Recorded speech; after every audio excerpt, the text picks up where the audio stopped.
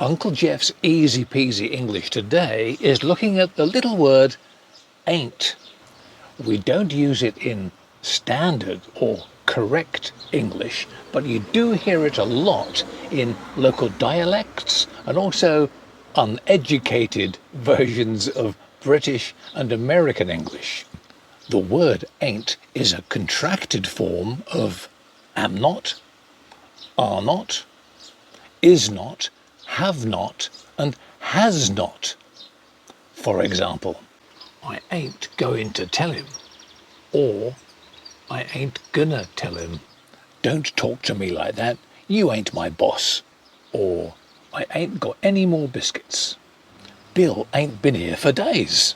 Or in a conversation between two people, one person says, it's raining, and the other person says, no it ain't. So there we are, a special little word, ain't.